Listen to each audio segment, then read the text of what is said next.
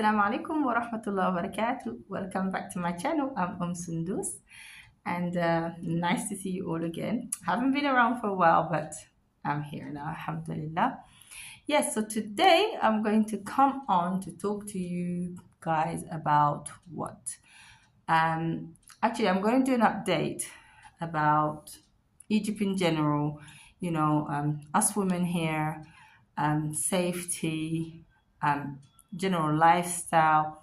Nothing too long, but I think this is a video that needs to be done. Then I feel like I have to share. If I rewind back, you know, six years ago or beyond, you had a very different Egypt than Egypt today, 2024.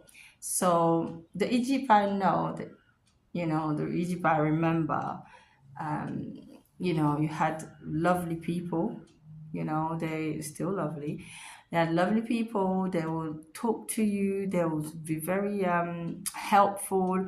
I'll be walking down the street with my kids and they'll stop me, make dua for me, kiss my kids on the forehead.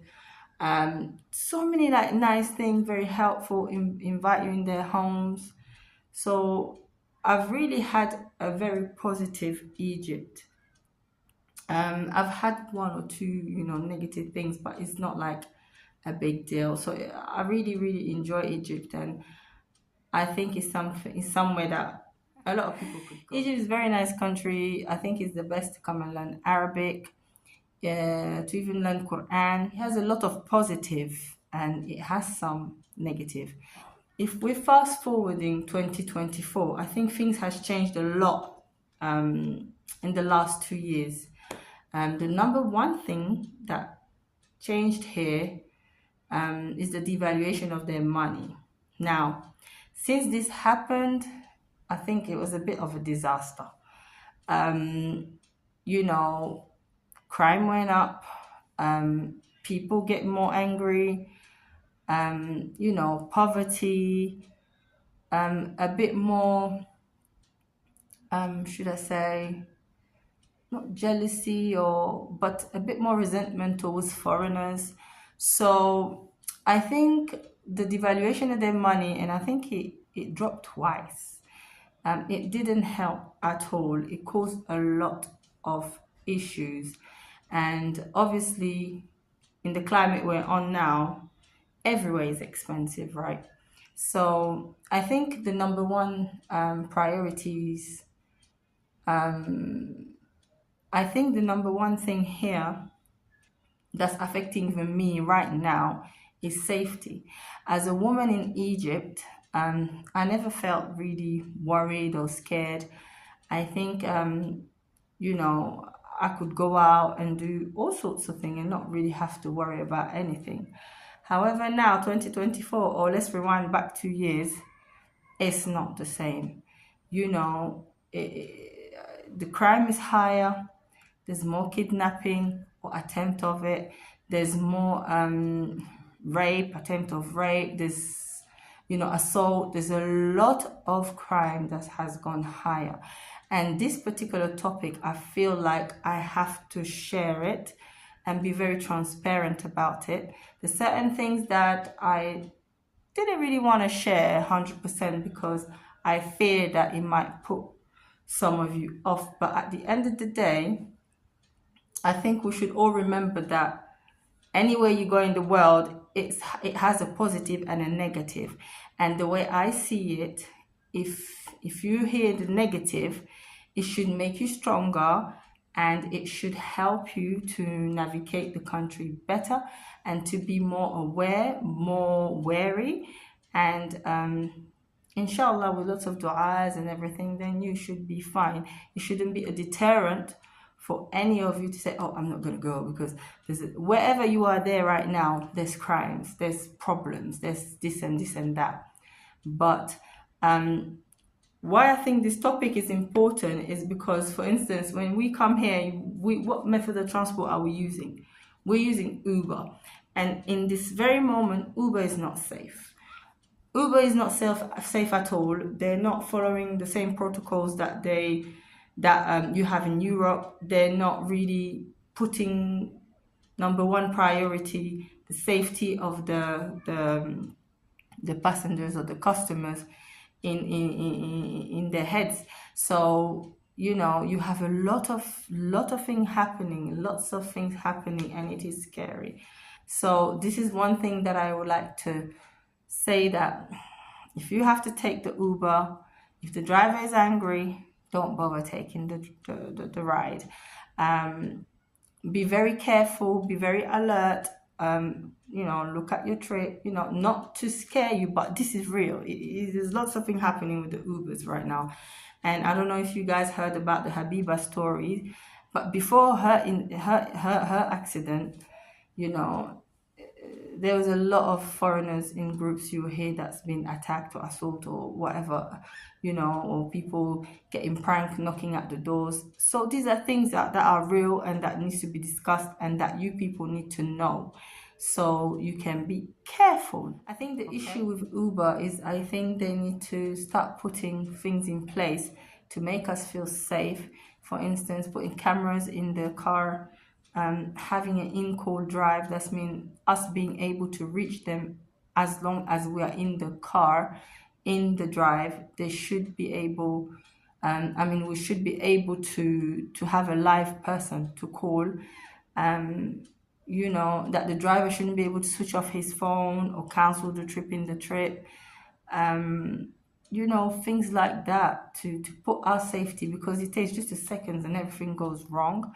So I think they need to vet the people as well, make sure they have no criminal record, make sure maybe they put them through some kind of anger management, because these people are so angry all the time. So all these steps, it's very easy because they wouldn't do that in the West. Why come in Egypt and not follow protocols and not put our safety first? So I think Uber needs to fix themselves up. So another point I'd like to touch upon is expectations. I feel like sometimes our expectations are so high, like, we think, okay, I'm going to move, I'm going to go to Muslim countries, like this, is like that. You've already made this whole film about how the Muslim country is. And when you actually set foot in it, you're like, hold on a second, is this what it is? So it just hits you, and then it's such a shock that you just can't handle it, and then you pack up your bag and leave. I've seen this. So I think the best way to deal with that is don't have such high expectation. See the Muslim country as a country that has flaws. So you come, it doesn't look that practicing, it might not look as practicing as you think. Masjid might not be as full as you want. You might not see the Islam 100% being practiced upon the people. Number one difficulty that I find in Egypt is trust. Very hard to trust an Egyptian. Very, very hard. I'm very sorry to have to say that. It's very hard.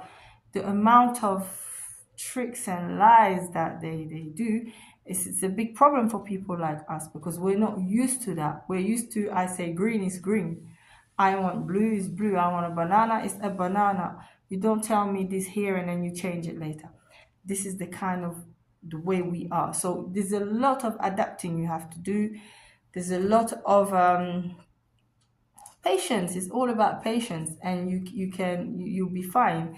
But we should definitely not have such high expectation to the point where when you actually come, you find it so hard, and you just crumble.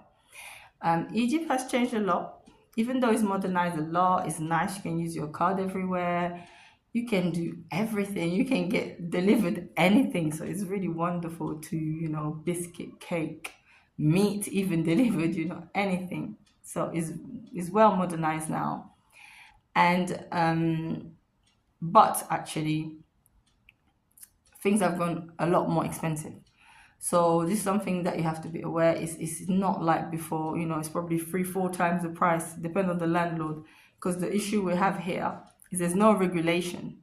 So, I can if I want, I just rent my house this month 10,000, and then next month I know, and I can just change it. I know somebody else will come and pay for it. So there's no like regulations. So this is a bit of a problem if you are on a very tight budget. So you need to consider that. Um, Food is more expensive, transport is more expensive. So everything is more expensive, and that's not just in Egypt. That's everywhere. This is what I wanted to share, and I hope it's something that you'll be able to take as a tool to navigate Egypt better, be more aware, and enjoy what's here, and be careful what's bad over there. So you just have to be patient, make a lot of dua, and be very, very, very patient. That's really what it is. So until we meet again, assalamu alaikum wa rahmatullahi wa barakatuh. Bye.